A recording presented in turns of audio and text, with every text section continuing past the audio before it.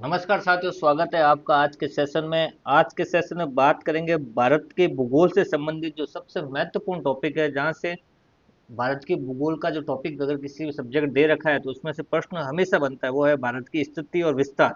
यहाँ से किसी भी एग्जाम में जहाँ भारत का भूगोल दे रखा होता है, ज्योग्राफी दे रखी होती है, इंडियन ज्योग्राफी, यहाँ से प्रश्न हमेशा बनते हैं। तो शुरू करते हैं आज का सेशन।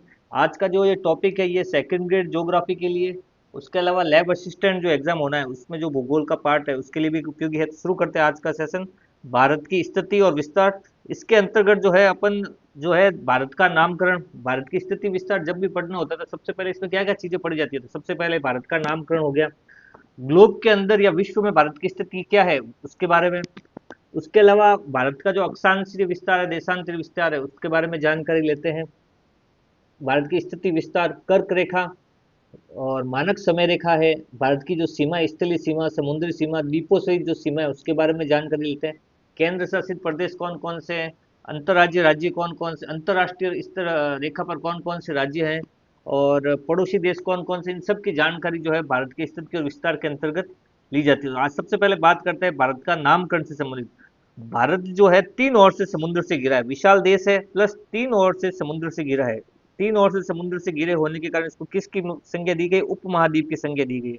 उपमहाद्वीप कौन होता है, जैसे भारत की जो स्थिति है वो इस टाइप से है। तो यहाँ तो पड़ता है अरब सागर, और इस साइड में पड़ता है बंगाल की खाड़ी, और नीचे की साइड में जो है वो है हिंद महासागर। तो भारत जो है तीन ओर से क्या है, समुद्र से घिरा है। और कोई भी क्षेत्र, स्थलीय क्षेत्र जो तीन ओर से पानी से घिरा होता है, उस क्षेत्र को उपमहाद्वीप की संज्ञा दी गई। तो भारत की स्थिति किस प्रकार की है, उपमहाद्वीपीय संज्ञा, उपमहाद्वीप की तरह है। तो इसलिए भारत को क्या कहता है, एक विशालतम समुद्र से घिरा क्षेत्र, इसका भारत को क्या कहता है, उपमहाद्वीप कहता है। और भारत के अगर नामकरण की बात करें तो जो मुख्य रूप से नाम प्रचलित है भारत के, एक तो आर्यव्रत कहा जाता था भारत को, उसके अलावा भारतवर्ष भी कहा जाता है, हिंदुस्तान कहा जाता है, जम्बू द्वीप भी कहा जाता था प्राचीन समय में, और इंडिया कहा जाता है। तो ये पांच जो नाम है वो भारत के नामकरण से संबंधित हैं। देख लेते हैं एक बार इनको। सबसे पहले है आर्यव्रत, सबसे प्राचीन नाम, प्राचीनतम नाम है आर्यव्रत। भारत का जो नाम है प्राचीनतम नाम कौन सा हो गया, पहला आर्यव्रत। उसके बाद है दूसरा भारतवर्ष।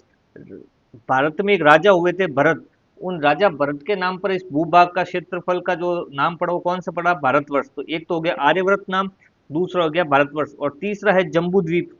तीसरा कौन सा है, जम्बू द्वीप, तीसरा नाम है जम्बू द्वीप। ये किस प्रकार पड़ा, प्राचीन जो हिंदू ग्रंथ है और बौद्ध ग्रंथ है, इन बौद्ध ग्रंथों, हिंदू ग्रंथों में जो है इस भूभाग जो है, भारत का जो भूभाग है जो फैला हुआ था पाकिस्तान, अफगानिस्तान, ईरान तक, ये क्षेत्र जो है, इस पूरे क्षेत्र को क्या नाम दिया गया, जम्बू द्वीप कहा गया। तो तीन नाम हो गए, आर्यव्रत सबसे प्राचीन नाम, भारतवर्ष राजा भरत के नाम से, जम्बू द्वीप पौराणिक बौद्ध ग्रंथों में और हिंदू ग्रंथों में क्या नाम मिलता है इस भूभाग का, भारतवर्ष। उसके अलावा हिंदुस्तान, चौथा नाम कौन सा हो गया, हिंदुस्तान। चौथा नाम हो गया नामकरण के अंतर्गत हिंदुस्तान। हिंदुस्तान नाम कैसे पड़ा, सिंधु घाटी, ये वैदिक आर्य जो थे इनका निवास स्थान मुख्य रूप से क्या था, सिंधु घाटी था। लेकिन इसमें क्या था कि ये लोग जो है ना, स जो शब्द होता है उस स को क्या बोलते थे, ह, उस स शब्द को ह बोलते थे। इसी कारण जो सिंधु नदी होती थी उस सिंधु नदी को ये कहते थे हिंदू नदी, और उसी के आधार पर इस देश को ये क्या कहने लगे, हिंदुस्तान। यानी सिंधु नदी, सिंधु नदी बोलते बोलते उसको क्या बोलने लगे, हिंदू नदी। और हिंदू नदी कहते कहते इस पूरे भूभाग को उन्होंने क्या नाम दे दिया, हिंदुस्तान। तो एक तो हो गया आर्यव्रत प्राचीन नाम, राजा भरत के नाम पर पड़ा भारतवर्ष, प्राचीन बौद्ध ग्रंथ और हिंदू ग्रंथों के हिसाब से क्या नाम था, जम्बूद्वीप। और ईरान से जो लोग आए थे उन्होंने सबसे पहले सिंधु घाटी सभ्यता में प्रवेश किया, और वो सिंधु नदी को हिंदू नदी बोलते थे। उसी हिंदू नदी के आधार पर उन्होंने इस भूभाग का नाम क्या दिया, हिंदुस्तान। उसके अलावा यूनानियों ने क्या नाम दिया, यूनानियों ने नाम दिया इंडिया। तो इंडिया नाम किसने दिया, यूनानियों ने। यूनानियों ने जो है क्या नाम दिया, इंडिया। यूनानियों ने हिंदू को क्या कहा, इंडस। सिंधु नदी को क्या कहा, इंडस। इन्होंने सिंधु नदी जो थी उसको क्या कहा, इंडस। और इसी इंडस के आधार पर इन्होंने इसको क्या नाम दिया, इंडिया नाम दिया। ठीक है, इंडिया जो है इस शब्द की उत्पत्ति हुई है ग्रीक भाषा के इंडो शब्द से, किससे, इंडो शब्द से इसको से। इसके अलावा जेम्स अलेक्जेंडर ने अपने विवरण में हिंदू का जो ह है उसको हटाकर देश को इंदु, इंदु नाम से संबोधित किया था। बाद में परिवर्तित होकर ये क्या बन गया, इंडिया। तो अलेक्जेंडर की भी अपनी मान्यता है। उसके अलावा संविधान में क्या मिलता है, संविधान के अंतर्गत इस क्षेत्र का क्या नाम मिलता है, भारत के संविधान में अनुच्छेद 1 जो है उसके अंदर लिखा हुआ है भारत अर्थात इंडिया राज्यों का संघ। तो क्या नाम मिलते हैं यहाँ पे दो, एक तो मिलता है भारत और एक मिलता है इंडिया। संविधान के अंतर्गत, अनुच्छेद 1 के अंतर्गत मिलता है भारत अर्थात इंडिया राज्यों का संघ, India that is Bharat shall be union of state, ये मिलता है भारत के संविधान में अनुच्छेद 1 के अंतर्गत। ये थे नामकरण से संबंधित, जहां से कभी कभार प्रश्न बनता है इंडिया से संबंधित। अब देखते हैं भारत की ग्लोब में क्या स्थिति है, विश्व स्तर पे जो है भारत की क्या स्थिति है, ग्लोब में जो है भारत की क्या स्थिति है। ग्लोब के अंदर भारत की अगर स्थिति देखोगे तो ये हो गई भूमध्य रेखा 0 डिग्री पे, और ये हो गई 23.5 डिग्री उत्तर में कर्क रेखा, और यही 23.5 डिग्री दक्षिण में मकर रेखा। तो भारत की जो स्थिति है अगर ग्लोब के आधार पे पूछ ले तो भारत किसी गोलार्ध में स्थित है, तो भारत हो गया उत्तरी गोलार्ध में स्थित है। कौन से गोलार्ध में स्थित है, भारत जो है उत्तरी गोलार्ध में स्थित है, उत्तरी गोलार्ध में। और उत्तरी गोलार्ध में पर्टिकुलर पूछ ले तो उत्तर पूर्व, उत्तर पूर्वी गोलार्ध, उत्तरी गोलार्ध, उत्तरी गोलार्ध में भी उत्तर पूर्व, ये भारत की स्थिति यहाँ पड़ती है। ये हो गई भूमध्य रेखा, भूमध्य रेखा, ये कर्क रेखा, तो कर्क रेखा के बीच में यानी कर्क रेखा जो है भारत की एकदम सेंटर से निकलती है, तो ये कहाँ हो गया, उत्तरी पूर्वी जो क्षेत्र है गोलार्ध में, उत्तरी पूर्वी ये वाला ऐसे क्षेत्र जो बनता है, ये वाला क्षेत्र क्या है, उत्तरी पूर्वी क्षेत्र। और भारत की स्थिति कहाँ है ग्लोब के अंदर, उत्तरी पूर्वी क्षेत्र में। ये ग्रीनविच रेखा है जो ग्लोब को 2 भागों में बांटती है, ये कर्क रेखा है, भूमध्य रेखा है, और ये रेखाएं जहाँ मिलती है वो है क्षेत्र अटलांटिक महासागर। जहाँ दोनों रेखाएं एक दूसरे को काटती है वो क्षेत्र कौन सा है, अटलांटिक महासागर जो है, जहाँ पे भूमध्य रेखा और ग्रीनविच रेखा एक दूसरे को काटती है। तो भारत की स्थिति क्या हो गई, भारत स्थित तो है उत्तरी गोलार्ध में, इंपॉर्टेंट बात, किस गोलार्ध में स्थित है, उत्तरी गोलार्ध में। उत्तरी गोलार्ध में भी देखे पर्टिकुलर तो कहाँ है, उत्तर पूर्वी दिशा में स्थित है। और कर्क रेखा जो है भारत को लगभग मध्य से गुजरती है, 2 बराबर भागों में बांटती है। तो ये हो गई भारत की ग्लोब में स्थिति। अब आगे देखते हैं भारत का अक्षांश और देशांतर विस्तार। सबसे पहले यही बात कि अक्षांश रेखा और देशांतर रेखा क्या होती है। ग्लोब के अंतर्गत जो रेखाएं इस तरफ पूरब से पश्चिम की ओर खींची जाती है, पूरब से पश्चिम की ओर, ये कहलाती है अक्षांश रेखाएं। और जो उत्तर से दक्षिण की ओर खींची गई है वो कहलाती है देशांतर रेखाएं। तो इस स्थिति में भारत की क्या स्थिति है वो देखते हैं। तो भारत जो है अक्षांश विस्तार, भारत की जब भी बात होगी तो भारत का जो मुख्य अक्षांश विस्तार है वो है 8 डिग्री 4 मिनट से 37 डिग्री 6, यहाँ से लेके यहाँ तक, ये वाला जो पूरा क्षेत्र है भारत का अक्षांश विस्तार हो गया 8 डिग्री 4 मिनट उत्तरी अक्षांश से 37 डिग्री 6 उत्तरी अक्षांश तक, या नीचे से लेके ऊपर तक, ये ऊपर वाली जो लास्ट लाइन निकलती है वो 37 डिग्री 6 मिनट पे निकलती है उत्तरी अक्षांश पर। मुख्य भूमि में जो निकलती है वो 8 डिग्री 4 मिनट से। और यही अगर दीपो सहित पूछ ले तो भारत की जो अक्षांशीय विस्तार सीमा होगी वो 6 डिग्री 45 मिनट उत्तरी अक्षांश से लेके 37 डिग्री 6 मिनट उत्तरी अक्षांश से। मुख्य भूमि से पूछे तो 8 डिग्री 4 से, और डिपो सहित पूछ ले तो 6 डिग्री 45 मिनट से। ये हो गई भारत की जो स्थिति है वो अक्षांश रेखा के अनुसार हो गई अक्षांश स्थिति। और देशांतरी पूछे तो खड़ी लाइनें, तो खड़ी लाइन सबसे शुरुआत यहाँ से होती है भारत की, ये वाली इस साइड से, ये रेखा जो निकलती है एकदम टच होके निकलती है गुजरात से, और इधर एक लास्ट में इधर निकलती है अरुणाचल प्रदेश से, ठीक है। तो ये हो गई। तो भारत की देशांतरी विस्तार पूछे तो 68 डिग्री 7, देशांतर विस्तार क्या हो गया, 68 डिग्री 7 से पूर्वी देशांतर है, और 97 डिग्री 25 मिनट पूर्वी देशांतर के मध्य क्या है भारत की स्थिति है। तो भारत का जो नक्शा बनता है इस तरह, तो यहाँ से लेके यहाँ तक की जो हो है वो है 68 डिग्री 7 से 97 डिग्री 25 मिनट के मध्य। और ऊपर वाली जो ये इस साइड से बनती है अक्षांश स्थिति, तो मुख्य भूमि की तो बनती है 8 डिग्री 4 से और 37 डिग्री 6 तक, और डिपो सहित पूछ ले तो 6 डिग्री 45 मिनट उत्तरी अक्षांश से 37 डिग्री 6 उत्तरी अक्षांश के मध्य। और 23.5 डिग्री जो है कर्क रेखा, वो भारत को बराबर 2 भागों में बांटती है, भारत के मध्य से गुजरती है, ठीक है। उसके अलावा भारत की जो मानक समय रेखा है वो है 82.5 पूर्वी देशांतर रेखा है, जो यहाँ से निकलती है 68 डिग्री 7 से चालू होती हुई, ये कहाँ आती है भारत की मानक समय रेखा, 82.5 मिनट, 82 डिग्री 82.5 डिग्री जो है पूर्व देशांतर रेखा जो है भारत की मानक समय रेखा है। तो भारत का अक्षांश विस्तार पूछ ले तो क्या हो गया, 8 डिग्री 4 मिनट उत्तरी अक्षांश से 37 डिग्री 6 उत्तरी अक्षांश के मध्य मुख्य भूमि के हिसाब से। और अंतिम बिंदु द्वीपों सहित पूछ ले तो 6 डिग्री 45 मिनट से 37 डिग्री 6 मिनट उत्तरी अक्षांश के मध्य। और देशांतर विस्तार पूछ ले तो इधर गुजरात से चालू होता है अरुणाचल प्रदेश तक जाता है, तो वो हो गया 68 डिग्री 7 से पूर्वी देशांतर से 97 डिग्री 25 मिनट पूर्वी देशांतर के मध्य। 23.5 डिग्री कर्क रेखा जो है भारत के मध्य से गुजरती है। उसके अलावा भारत की जो मानक समय रेखा है वो है 82 डिग्री ₹82.82 पूर्व देशांतर रेखा जो 5 राज्यों से होकर गुजरती है। उत्तर प्रदेश, छत्तीसगढ़, उड़ीसा, आंध्र प्रदेश, इन सब से होती, मध्य प्रदेश, इन सब से होती हुई ये निकलती है 5 राज्यों से। तो ये थी भारत की अक्षांशीय स्थिति और देशांतरी स्थिति। नोट के रूप में देख लेते हैं, अक्षांश विस्तार क्या हो गया, 8 डिग्री 4 से 37 डिग्री 6 मुख्य भूमि के हिसाब से। और अंतिम बिंदु के हिसाब से देखोगे दीपो सहित तो 6 डिग्री 45 मिनट से 37 डिग्री 6 उत्तरी अक्षांश के मध्य ये हो गया। और देशांतरी विस्तार ये हो गया 68 डिग्री 7 से 97 डिग्री 25 पूर्व देशांतर के मध्य। ठीक है, अब आगे देखते हैं भारत की स्थिति और विस्तार क्या है। एक बार जनरल चीजें हैं ये, जहां से हमेशा परीक्षाओं में प्रश्न पूछे जाते हैं। भारत के मैप के अनुसार ध्यान में होना जरूरी है, तो इसको मैप के अनुसार ही पढ़ रहे हैं एक एक चीज को। तो अब देखते हैं भारत की स्थिति और विस्तार। तो सबसे पहले बात करते हैं भारत की लंबाई और चौड़ाई की। पूर्व से पश्चिम की ओर, पूर्व से पश्चिम की ओर या पश्चिम से पूर्व की ओर, तो ये हो गया पश्चिमी क्षेत्र, ये हो गया पूर्वी क्षेत्र। तो यहां से लेके यहां तक की जो ये डॉट डॉट वाली आसमानी रेखा जो चल रही है, ये वाली, ये जो है पश्चिम से पूर्व की ओर है। तो यहां से यहां तक की जो चौड़ाई है भारत की वो है 2933 किलोमीटर। तो पश्चिम से पूर्व की ओर भारत की कुल चौड़ाई कितनी है, वो है 2933 किलोमीटर, 2933 किलोमीटर। और उत्तर से लेके दक्षिण तक भारत की लंबाई कितनी हो गई, 3214 किलोमीटर हो गई। ठीक है, अब देख ले उत्तर में सबसे ऊपर पॉइंट कौन सा है, जहां लास्ट बनता है भारत का, तो वो है इंदिरा कॉल। सबसे उत्तर में जो भारत का बिंदु बनता है वो इंदिरा कॉल बनता है। वो कहाँ स्थित है, लद्दाख में स्थित है। वही दक्षिण में जो भारत का मुख्य बिंदु बनता है, मुख्य भूमि पर, वो बनता है कन्याकुमारी, जिसे कैप कोमोरिन भी कहा जाता है, तमिलनाडु में स्थित है। उसके अलावा अपने द्वीपों सहित पूछ ले तो सबसे अंतिम बिंदु बनता है इंदिरा पॉइंट। ऊपर हो गया इंदिरा कॉल, या हो गया इंदिरा पॉइंट। ठीक है, ये है ग्रेट निकोबार में स्थित, यहाँ ग्रेट निकोबार में।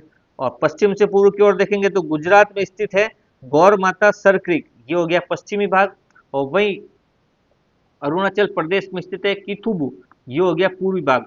तो भारत को उत्तर से दक्षिण की जो लंबाई है वो है 3214 किलोमीटर। पश्चिम से पूर्व की जो चौड़ाई है वो है 2933 किलोमीटर।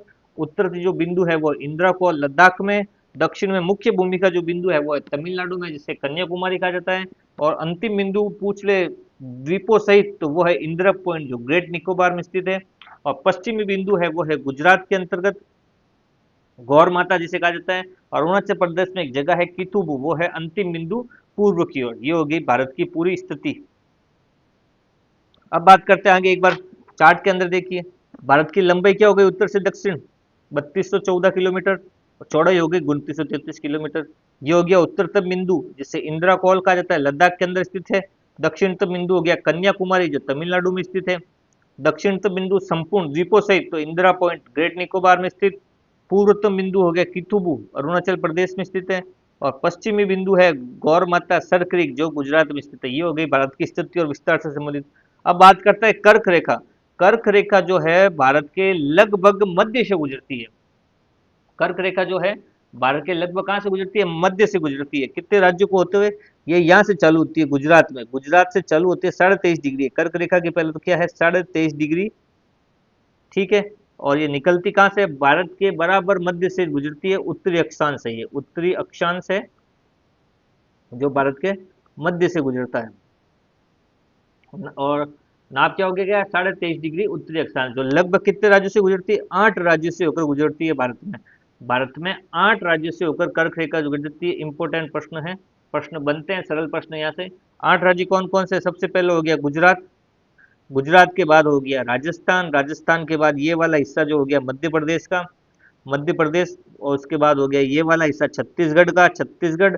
छत्तीसगढ़ के बाद ये हो गया यहाँ पे झारखंड,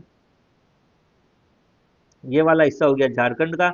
झारखंड के बाद ये इधर आ गया पश्चिम बंगाल, पश्चिम बंगाल के बाद ये वाला जो हिस्सा है ये हो गया त्रिपुरा, ये हो गया मिजोरम। तो कुल मिला के 8 राज्य से होकर निकलती है, जिसमें सर्वाधिक लंबाई इसकी कहाँ आती है, मध्य प्रदेश। मध्य प्रदेश में जो है सबसे लंबी कर्क रेखा की जो है लंबाई रहती है, और सबसे कम रहती है राजस्थान में, क्योंकि राजस्थान को बांसवाड़ा डूंगरपुर से छूती हुई निकलती है। सबसे कम लंबाई, न्यूनतम लंबाई राजस्थान में हो गई कर्क रेखा की भारत के अंतर्गत, और सबसे ज्यादा लंबाई हो गई मध्य प्रदेश में। उसके अलावा कर्क रेखा जो है भारत को बराबर 2 भागों में बांटती है। कर्क रेखा मध्य से गुजरती है तो ऊपर वाला और दक्षिण 2 भागों में बांटती है। उत्तरी भारत को कौन सा हो गया, शीतोष्ण या उपोष्ण हो गया, और दक्षिण भारत हो गया उष्ण कटिबंध। ये हो गया कर्क रेखा से संबंधित। 8 राज्यों से गुजरती है। गुजरात, राजस्थान, मध्य प्रदेश, छत्तीसगढ़, झारखंड, पश्चिम बंगाल, त्रिपुरा और मिजोरम। सर्वाधिक लंबाई मिलेगी मध्य प्रदेश में और सबसे कम लंबाई मिलेगी राजस्थान में। उसके अलावा दो बराबर भागों में बांटती है, उत्तरी भाग और दक्षिणी भाग। उत्तरी भाग में जो जलवायु पाई जाती है वो उपोष्ण जलवायु होती है, शीतोष्ण जलवायु भी कह सकते हैं। और दक्षिण भारत में जो जलवायु पाई जाती है वह उष्ण कटिबंधीय जलवायु पाई जाती है। उसके अलावा ये महत्वपूर्ण बिंदु हो गए नॉर्थ से संबंधित। 23.5 डिग्री उत्तरी अक्षांश हो गया, ठीक है। उसके अलावा 8 राज्यों से निकलती है। तो कितने राज्यों से होकर निकलती है? 8 राज्यों से। ये हो गए 8 राज्य, गुजरात, राजस्थान, मध्य प्रदेश, छत्तीसगढ़, झारखंड, पश्चिम बंगाल, त्रिपुरा और मिजोरम। टोटल 8 राज्यों से निकलती है। उसके अलावा सर्वाधिक लंबाई की बात करें तो मध्य प्रदेश और न्यूनतम लंबाई की बात करें तो राजस्थान। और भारत को जो है दो भागों में बांटती है, दो जलवायु भागों में बांटती है, उत्तरी भारत और दक्षिण भारत, उपोष्ण जलवायु और उष्ण कटिबंधीय जलवायु। तो ये हो गई कर्क रेखा से संबंधित बातें जो परीक्षाओं में पूछी जाती है। उसके अलावा मानक समय रेखा है भारत की, इंपोर्टेंट है, जहां से प्रश्न बनते हैं हमेशा। भारत की जो मानक समय रेखा है वो है 82.5 पूर्व देशांतर। कौन सी है? 82.5 पूर्व देशांतर जो है भारत की मानक समय रेखा है, जो 5 राज्यों से होकर गुजरती है। देशांतर रेखा है, जो समय समय रेखा होती है वो देशांतर रेखाएं होती है। तो भारत की जो ये है 82.5 पूर्व देशांतर है, जो 5 राज्यों से होकर गुजरती है। सबसे पहले ये हो गया उत्तर प्रदेश से निकलती है। उत्तर प्रदेश के बाद यहाँ मध्य प्रदेश, छत्तीसगढ़, ये ओडिशा और ये आंध्र प्रदेश। तो कुल मिला के 5 राज्यों से होकर निकलती है भारत की मानक समय रेखा 82.5 डिग्री पूर्वी देशांतर। और कर्क रेखा निकलती है 8 राज्यों से, और मानक समय रेखा निकलती है 5 राज्यों से। कौन कौन से? UP, MP, Chhattisgarh. ऐसे याद करो, यूपी, एमपी, छत्तीसगढ़, उड़ीसा और एपी का मतलब हो गया आंध्र प्रदेश। तो ये 5 राज्यों से होकर निकलती है। और भारत का जो समय है वो है ग्रीनविच रेखा से आगे है। कितना? 5.5 घंटे जो है ग्रीनविच रेखा से कितना है? आगे है। 5.5 घंटे ग्रीनविच रेखा से क्या है? आगे है। और ये निकलती कहाँ से? मेन इसका जो बिंदु पड़ता है बीच में, वो पड़ता है नैनी, प्रयागराज, जिसे इलाहाबाद कहा जाता था पहले, अब प्रयागराज हो गया। प्रयागराज में नैनी नामक स्थान से निकलती है मेन मुख्यतः ये 82.5। तो प्रश्न यहाँ से क्या क्या बनता है? सबसे पहले भारत की मानक समय रेखा का मान क्या है? तो 82.5 पूर्व देशांतर। दूसरा प्रश्न है कितने राज्यों से निकलती है? तो 5 राज्यों से निकलती है, यूपी, एमपी, छत्तीसगढ़, उड़ीसा और आंध्र प्रदेश। उसके अलावा मेन बिंदु जहाँ से निकलती है वो नैनी, प्रयागराज, इलाहाबाद में स्थित है।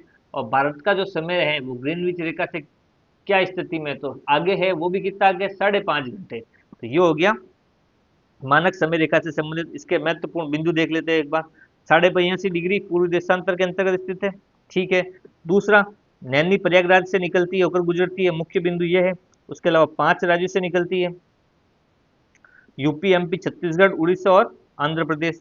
और भारत का जो समय है वो मानक समय रेखा ग्रीनविच रेखा से कितना है? आगे है। और आगे भी कितना है? 5.5 घंटे आगे है। अब कुछ महत्वपूर्ण तथ्य है वो देख लेते हैं एक बार, जो हमेशा परीक्षाओं में पूछे जाते हैं। कि भारत का क्षेत्रफल से संबंधित, तो भारत का जो कुल क्षेत्रफल है वो है 82,87,263 वर्ग किलोमीटर। ये है भारत का कुल क्षेत्रफल। क्या है? 82,87,263 वर्ग किमी, नॉट मील। वर्ग किमी के अंदर क्या है? 32,87,263। तो 32,87,263 यानी 32,87,263 जो है भारत का कुल क्षेत्रफल है। उसके अलावा विश्व के कुल क्षेत्रफल का क्या है? लगभग 2.42 या 2.42, ये है भारत की कुल क्षेत्र, विश्व के कुल क्षेत्रफल का। और क्षेत्रफल की दृष्टि से भारत का विश्व में स्थान कौन सा है? 7वां स्थान है। भारत का कौन सा स्थान है? 7वां स्थान है। और विश्व के 10 बड़े देश कौन कौन से हैं? सबसे पहला है रूस, 7वां स्थान भारत का। तो 6 कौन कौन से भारत से आगे? सबसे बड़ा देश है रूस, उसके बाद आता है कनाडा, उसके बाद आता है यूएसए, फिर आता है 4 नंबर पे चीन, 5 पे ब्राजील, 6 पे ऑस्ट्रेलिया और 7 पे आता है भारत। तो क्षेत्रफल की दृष्टि से भारत का स्थान हो गया 7वां। भारत के बाद आता है अर्जेंटीना, कजाकिस्तान और अल्जीरिया। क्षेत्रफल की दृष्टि से भारत का स्थान कौन सा हो गया? 7वां। और सबसे बड़ा कौन सा हो गया? रूस। उसके अलावा विश्व के सबसे छोटे देशों की बात की जाए तो सबसे छोटा देश जो है वेंटिकन सिटी है, यो यूरोप में स्थित है सबसे छोटा। उससे थोड़ा बड़ा है मोनाको, ये भी यूरोप में। उसके बाद है नाउरू, प्रशांत महासागर में। तुवालू, प्रशांत महासागर। और सैन मेरिनो, ये भी यूरोप में स्थित है। ये विश्व के सबसे छोटे 5 देश हो गए। तो सबसे छोटा कौन सा हो गया? वेटिकन सिटी, यूरोप में। और सबसे बड़ा हो गया रसिया। भौगोलिक आकृति की बात करें भारत की तो कैसी है? चतुष्कोणीय, चतुष्कोणीय है। और भारत जो है, भारत का दक्षिणी प्रायद्वीपीय भाग जो है त्रिभुजाकार है। इंपोर्टेंट, पूरे भारत की बात होगी तो चतुष्कोणीय, और प्रायद्वीपीय भाग की बात होगी तो कैसा है? त्रिभुजाकार है। अब बात करते हैं भारत की सीमाओं से संबंधित। भारत की सीमाओं की बात करें तो भारत की जो स्थलीय सीमा है, सबसे पहले उसकी बात करते हैं। भारत की कुल सीमा, सीमा जो है भारत की कुल सीमा, उसको अपन या तीन भागों में बांट सकते हैं: स्थलीय सीमा, समुद्री सीमा और द्वीपों की सीमा। जब इन तीनों को मिला दिया जाएगा तो भारत की क्या बनेगी, कुल सीमा बनेगी। तो सबसे पहले देखते हैं भारत की अगर स्थलीय सीमा पूछी जाए तो यहाँ से चालू होती है गुजरात से। ये वाला हिस्सा जो है यहाँ से लेके ये जो हिस्सा बनता है पूरा, ये भारत का किसका हो गया, ये यहाँ तक, ये हो गया भारत का स्थलीय सीमा, स्थलीय सीमा से संबंधित हो गया। और वहीं यहाँ से लेके ये जो बनता है ये वाला हिस्सा, ये हो गया भारत का समुद्री सीमा से संबंधित, पश्चिम बंगाल, ये हो गया समुद्री सीमा वाला हिस्सा। उसके अलावा ये दोनों हिस्से जो बनते हैं वो बनते हैं द्वीपों से, ये हो गया लक्षद्वीप, लक्षद्वीप हो गया ये, और ये हो गया अंडमान निकोबार, अंडमान निकोबार द्वीप समूह।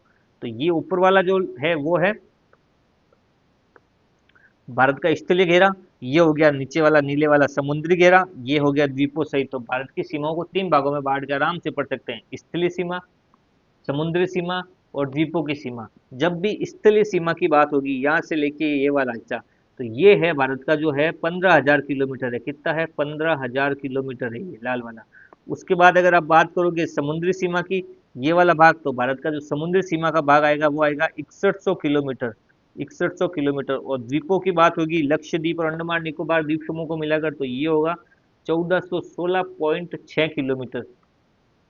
अब बात करें भारत के कुल सीमाओं की, तो भारत की अगर कुल सीमाओं की बात करें तो 15,000, 6100 और ये 1416 को अगर जोड़ोगे तो भारत की जो कुल सीमा बनेगी वो बनेगी 22,716.6 किलोमीटर। ये है भारत की कुल स्थलीय सीमा, जो पूरे भारत को लाइन वाइज कवर करती है। तो समुद्री सीमा, स्थलीय सीमा और द्वीपों की सीमा कुल मिलाकर भारत की जो सीमा होगी वो कितनी होगी, 22,716 किलोमीटर। ये इंपॉर्टेंट फैक्ट्स हैं, एक बार देख लीजिए। स्थलीय सीमा कितनी हो गई, 15,200, समुद्री सीमा हो गई 6100 किलोमीटर, उसके अलावा द्वीपों की सीमा हो गई 1416 किलोमीटर, उसके अलावा समुद्री सीमा हो गई 7516 किलोमीटर। कुल मिला के समुद्री सीमा, इन दोनों को द्वीपों की सीमा और इनको जोड़ दिया जाए तो 7516 किलोमीटर। और कुल स्थलीय घेरा भारत का कितना हो गया, 22,716 किलोमीटर। ये सीमाओं से संबंधित बातें थी। अब देख लेते हैं भारत की सीमाओं पर स्थित प्रमुख जो राज्य हैं उनके बारे में देख लेते हैं एक बार। भारत का जो मैप है उसके अंतर्गत जो है भारत की सीमा पर कुल कितने राज्य स्थित है, तो वो है 16 राज्य। 16 राज्य जो हैं भारत की सीमाओं पर स्थित है। उसके अलावा दो केंद्र शासित प्रदेश स्थित है भारत की सीमाओं पर। कहाँ से शुरुआत होती है, तो यहाँ से होती है। सबसे पहले गुजरात, सीमाओं पर अंतर्राष्ट्रीय सीमा पर स्थित की बात कर रहे हैं, तो अंतर्राष्ट्रीय सीमा पर स्थित जो है ये है स्थलीय सीमा पर, तो गुजरात हो गया। यहाँ राजस्थान हो गया, राजस्थान के बाद ये पंजाब वाला क्षेत्र हो गया। पहले राज्य की बात करें पंजाब के बाद यहाँ हो गया ये उत्तराखंड, उत्तराखंड के बाद हो गया उत्तर प्रदेश, उत्तर प्रदेश के बाद यहाँ पास में आ गया बिहार, बिहार के बाद ये हो गया पश्चिम बंगाल, पश्चिम बंगाल के बाद यहाँ इधर सिक्किम, सिक्किम, उसके बाद ये अरुणाचल प्रदेश हो गया पूरा, उसके बाद असम, नागालैंड, मणिपुर, त्रिपुरा, ये सब हो गए, मेघालय हो गया, और ये इधर हो गया हिमाचल। उसके बाद दो आते हैं केंद्र शासित प्रदेश, ये जम्मू कश्मीर और ये लद्दाख। तो कुल मिलाकर 16 तो है राज्य और दो है केंद्र शासित प्रदेश जो भारत में सीमा पर स्थित है, स्थलीय सीमा पर स्थित है। ये देखिए स्थलीय सीमा पर कुल कितने हैं, 16 राज्य और दो यूटी, ठीक है, केंद्र शासित प्रदेश, जिसमें गुजरात, राजस्थान, पंजाब, उत्तराखंड, उत्तर प्रदेश, बिहार, पश्चिम बंगाल, सिक्किम, अरुणाचल प्रदेश, नागालैंड, मणिपुर, मिजोरम, त्रिपुरा, मेघालय, असम और हिमाचल प्रदेश। ये सब कौन से हो गए, स्थलीय सीमा के राज्य हो गए, और दो केंद्र शासित प्रदेश है जम्मू कश्मीर और लद्दाख। अब बात करते हैं समुद्र सीमा से संबंधित, जहां से हमेशा प्रश्न बनता है और इम्पोर्टेंट है ये, सबसे लिए परीक्षा की दृष्टि से देखें तो टॉपिक के लिए सबसे इम्पोर्टेंट है ये। समुद्र सीमा की बात करें तो यहाँ गुजरात से चालू होती है यहाँ से, और खत्म कहाँ होती है, पश्चिम बंगाल पर, पश्चिम बंगाल पर। तो कितने राज्य स्थित हो गए समुद्री सीमा पर भारत के, समुद्री सीमा पर अगर भारत के राज्य की बात करेंगे तो टोटल 9 राज्य जो है समुद्री सीमा पर स्थित है। कितने राज्य हैं, 9 राज्य। गुजरात, महाराष्ट्र, गोवा, कर्नाटक, केरल, तमिलनाडु, आंध्र प्रदेश, उड़ीसा और पश्चिम बंगाल। तो कुल 9 राज्य जो है भारत की समुद्री सीमा पर स्थित है, ठीक है। गोवा सबसे छोटा है और सबसे बड़ा है गुजरात। तो सबसे ज्यादा लंबी सीमा किसकी लगती है, सबसे लंबी सीमा लगती है गुजरात की और सबसे कम लगती है गोवा की। अब बात करते हैं इसी से संबंधित जो है इम्पोर्टेंट, कि ये तो हो गए राज्य, उसके अलावा कुछ केंद्र शासित प्रदेश भी जो है यहाँ पर स्थित है। जो राज्यों के अलावा, नौ तो राज्य हो गए, केंद्र शासित प्रदेश कौन कौन से हैं? केंद्र शासित प्रदेश की बात करोगे तो एक तो हो गया लक्षद्वीप, उसके बाद हो गया पुडुचेरी, दादरा नागर हवेली, ये सब किस पर स्थित है? अंडमान निकोबार, ये किस पर है? ये है समुद्री सीमा पर स्थित केंद्र शासित प्रदेश है। अब बात कर ले जहाँ से हमेशा प्रश्न बनते हैं, भारत की जो सीमाएं होती है समुद्र की, उनको किस प्रकार देखा जाता है, उससे संबंधित बात। तो भारत की जो समुद्री सीमाएं होती है वो स्थल का जो भाग होता है भारत का, अंतिम ये वाला जो भाग है, अंतिम भाग, उससे लेके बनी हुई है। तो शुरुआत से स्थल भाग से 12 नॉटिकल मील, 12 नॉटिकल मील, यानी जो समुद्र की जो लंबाई नापते हैं समुद्र पर, सड़क पे तो लंबाई नापते हैं किलोमीटर में, और समुद्र के अंदर की जो लंबाई नापते हैं वो एनएम, नॉटिकल माइल में नापते हैं। यानी अगर एक एन नॉटिकल माइल है तो वो कितने किलोमीटर के बराबर है? वो 1.852 किलोमीटर के बराबर, लगभग 2 किलोमीटर, लगभग 2 किलोमीटर, लगभग के अनुसार 1.852, यानी लगभग 2 किलोमीटर के बाद है। तो भारत की जो समुद्री सीमा है उसको हम 4 भागों में बांटते हैं। सबसे पहले आती है प्रादेशिक सीमा, दूसरी आती है संलग्न सीमा क्षेत्र, तीसरा आता है अनन्य आर्थिक क्षेत्र, और चौथा आता है उच्च सागर। ठीक है, तो भारत की जो क्षेत्र है, लास्ट अंतिम बिंदु स्थल भाग का, वहां से लेके 12 किलोमीटर चारों तरफ का जो ये क्षेत्र बनता है, जो ये बताया गया है ऑरेंज ऑरेंज ये वाला, ऑरेंज लाइन वाला, ये जो क्षेत्र है 12 किलोमीटर तक, यहाँ से लेके यहाँ तक का, ये 12 किलोमीटर का क्षेत्र स्थल भाग से, तो वो किसके अंतर्गत आता है? प्रादेशिक समुद्र सीमा के अंतर्गत आता है। प्रादेशिक समुद्र सीमा के अंतर्गत आता है 12 किलोमीटर, 12 नॉटिकल माइल्स, किलोमीटर नहीं, एनएम, नॉटिकल माइल्स। तो ये जो है किसके अंतर्गत आता है? प्रादेशिक समुद्र सीमा। इस पर क्या है? भारत का संपूर्ण अधिकार होता है। किसी भी देश का 12 किलोमीटर स्थलीय भाग से चालू होके 12 किलोमीटर, 12 नॉटिकल मील आप समुद्र में जाओगे तो वो क्षेत्र किसके अंतर्गत आता है? वो प्रादेशिक समुद्र सीमा के अंतर्गत आता है। उस पर पूरे उस देश का संपूर्ण अधिकार होता है। कुछ भी उसमें करना हो तो ये 12 नॉटिकल माइल तक उस देश का क्या होता है? संपूर्ण अधिकार होता है। उसके अंतर्गत वो संसाधनों का दोहन करने का पूर्ण अधिकार रखता है। यानी इसके अंदर जो कुछ भी है वो उस देश की पूर्ण प्रॉपर्टी है। उसके बाद स्थलीय भाग से 24 किलोमीटर, यानी 12 किलोमीटर तो ये हो गया, इससे 12 किलोमीटर और आगे, तो टोटल ये हो गया 24, इससे मतलब और 12 जोड़ दो इसके आगे तो वो हो गया 24। वो होती है संलग्न सीमा क्षेत्र, ये हरी वाली लाइन जो दर्शा रही है यहाँ से लेके पूरा जो दिखा रही है संलग्न सीमा क्षेत्र है, जो स्थल भाग से 24 किलोमीटर है, 24 नॉटिकल मील, इससे प्रादेशिक समुद्र सीमा से 12 नॉटिकल मील और आगे, ये हो गया टोटल 24, इसमें से 12 और आगे गिनो तो ये हो गया संलग्न सीमा क्षेत्र। इसमें क्या क्या अधिकार होते हैं किसी भी देश को समुद्री सीमा के अंतर्गत? एक तो इसमें वो समुद्र में सीमा शुल्क वसूल कर सकता है, पर्यावरण है, स्वच्छता, इससे संबंधित कार्य कर सकता है, वित्तीय अधिकार प्राप्त हो सकते हैं, आपको राजकोषीय अधिकार प्राप्त होते हैं, अप्रवासी कानून यहाँ लागू होता है। ये हो गया 14 नॉटिकल मील तक, 24 नॉटिकल मील तक, माफ कीजिए 12 किलोमीटर का इसका अतिरिक्त है। 12 नॉटिकल मील तो होगी प्रादेशिक सीमा, उससे 12 किलोमीटर और आगे का जो क्षेत्र होता है वो संलग्न सीमा क्षेत्र होता है, जहाँ पर सीमा शुल्क लेने का अधिकार होता है, वित्तीय अधिकार होता है, अप्रवासी कानून वहाँ पे लागू होता है, पर्यावरण से संबंधित जो भी बातें होती है वो उस पर लागू होती है उस देश पर। तो ये क्षेत्र कितना हो गया? ये भी इसका ओरिजिनल जो है क्षेत्र वो है 12 12 नॉटिकल मील, और कुल पूछेंगे तो 24 नॉटिकल मील। फिर इस 24 नॉटिकल मील से आगे तक आप चलोगे जहां तक 200 नॉटिकल मील होता है तो वो क्षेत्र कहलाता है, ये ब्लू वाला जो है यहाँ से लेके 200, यानी मेन सीमा जो स्थलीय भाग है वहां से लेके 200 नॉटिकल मील तक का जो क्षेत्र होता है वो कहलाता है अनन्य आर्थिक क्षेत्र कहलाता है। ये तीसरा भाग हो गया 200 नॉटिकल मील। 24 से आगे बचा हुआ जो भी भाग है वो इसके अंतर्गत आता है। 176 किलोमीटर का जो क्षेत्र है ये वाला, 24 यहाँ खत्म होता है, उसके बाद 176 ये जो क्षेत्र है नॉटिकल माइल का, ये अनन्य आर्थिक क्षेत्र के अंतर्गत आता है। इसमें उस देश को क्या क्या अधिकार प्राप्त होते हैं? वो दोहन कर सकता है, सर्वेक्षण कर सकता है, संसाधनों के बारे में जानकारी जुटा सकता है, प्राकृतिक द्वीप बनाने का उसको वहाँ अधिकार है, वैज्ञानिक अनुसंधान किसी भी प्रकार का करना हो तो वो इस क्षेत्र में कर सकता है। तो ये हो गया अनन्य आर्थिक क्षेत्र, पहला हो गया प्रादेशिक समुद्री सीमा, दूसरी हो गई संलग्न सीमा, उसके बाद अनन्य आर्थिक क्षेत्र, उसके बाद 200 नॉटिकल मील के आगे का जो भी क्षेत्र होता है वो उच्च सागर कहलाता है। क्या कहलाता है? उच्च सागर के अंतर्गत आता है, जहाँ सभी राष्ट्रों का समान अधिकार होता है। यानी ये जो है किसी भी देश की सीमा से बाहर का क्षेत्र हो गया। यहाँ सभी देशों को आने का, जाने का, घूमने का, फिरने का, हर तरीके से क्या होता है, सभी का अधिकार होता है। ये हो गई भारत की समुद्री सीमा से संबंधित। और समुद्री सीमा की बात करें तो सबसे अधिक सीमा लगती है गुजरात की, वो लगती है 1214 किलोमीटर के आसपास, सबसे अधिक तटीय रेखा लगती है। और सबसे कम जो लगती है वो है गोवा की, लगती है 101 किलोमीटर।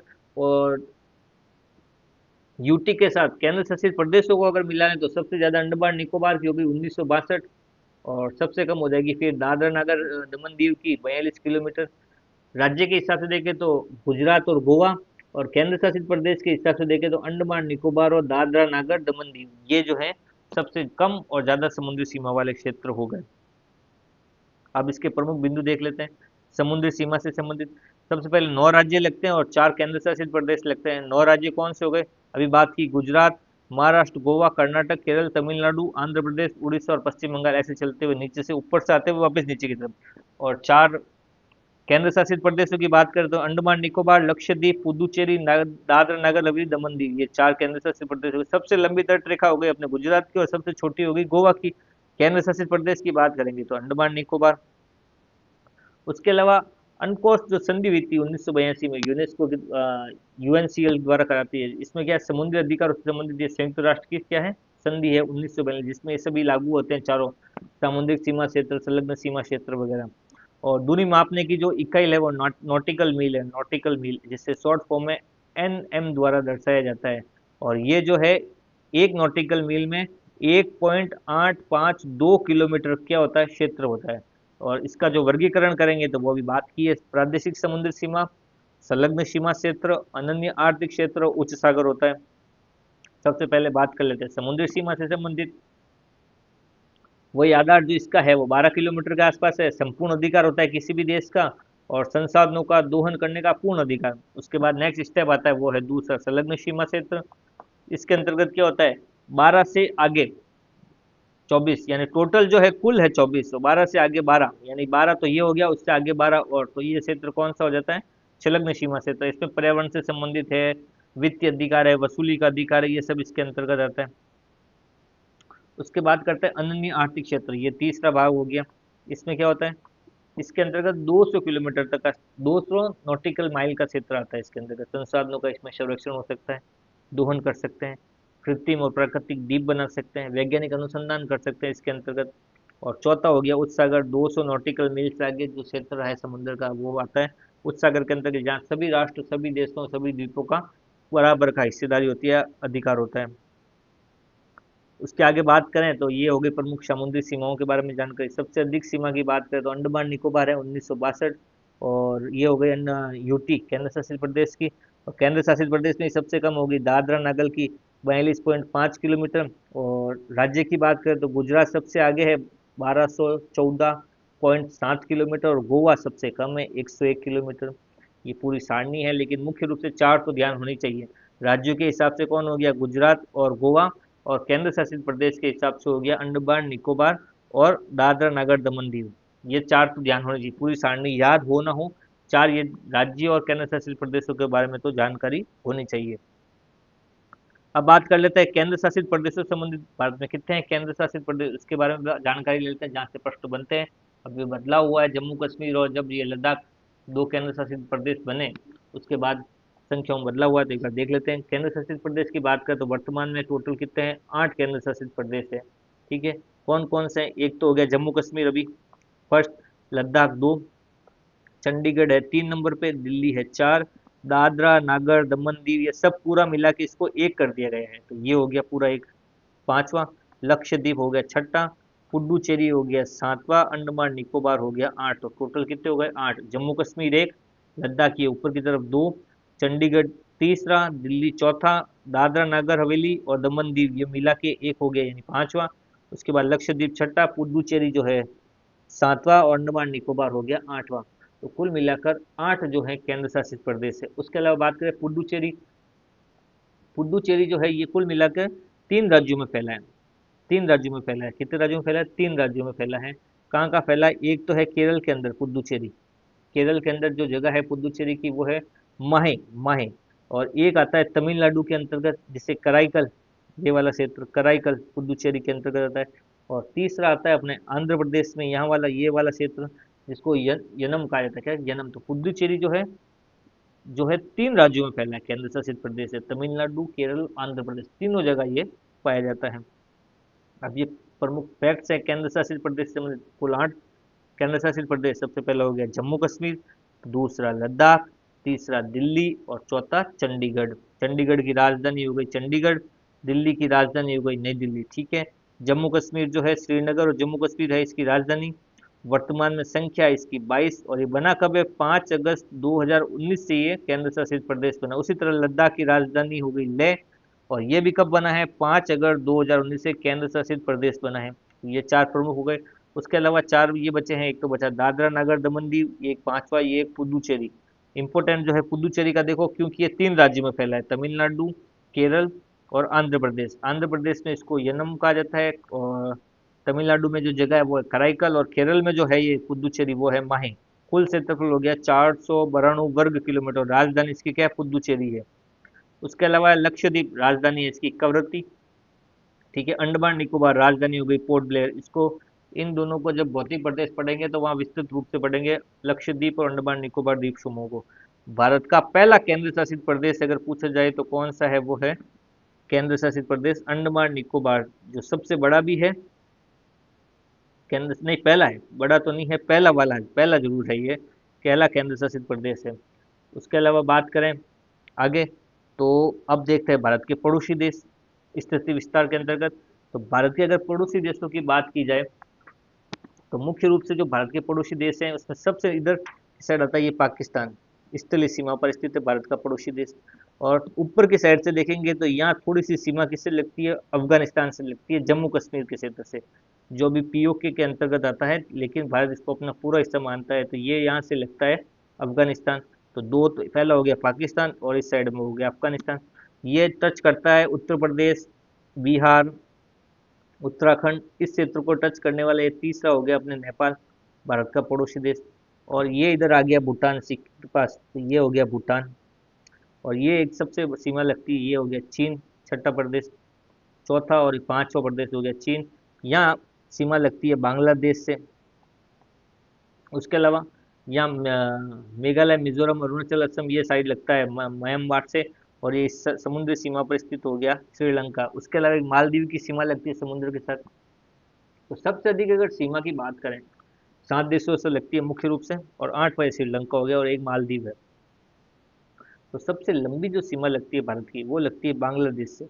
लगभग देखें तो 4000 के आसपास जो सीमा है बांग्लादेश से लगती है। उसके बाद चीन के साथ भारत की सीमा लगती है 3488 के बाद, और तीसरे नंबर पर आता है पाकिस्तान, 3323 किलोमीटर की जो सीमा है पाकिस्तान के साथ लगती है। उसके बाद चौथा है नेपाल, नेपाल के साथ जो सीमा लगती है वो 1751 किलोमीटर। उसके बाद हो गया म्यांमार, ये वाला पूरा जो है सेवन सिस्टर वाला ये हिस्सा लगता है म्यांमार के साथ 1643 किलोमीटर का। और यहाँ पे भूटान, भूटान से लगती है 699, और सबसे कम लगती है अफगानिस्तान से। तो यहाँ का जो इंपॉर्टेंट प्रश्न बनता है वो यही बनता है कि एक तो कितने देशों से लगती है? 7 स्थलीय सीमा लगती है। सबसे अधिक लगती है बांग्लादेश से और सबसे कम लगती है अफगानिस्तान से। ठीक है। और 7 है, और जलीय सीमा में देखें तो श्रीलंका और मालदीव। ये था भारत भूगोल के अंतर्गत पहला टॉपिक, भारत की स्थिति और विस्तार से संबंधित।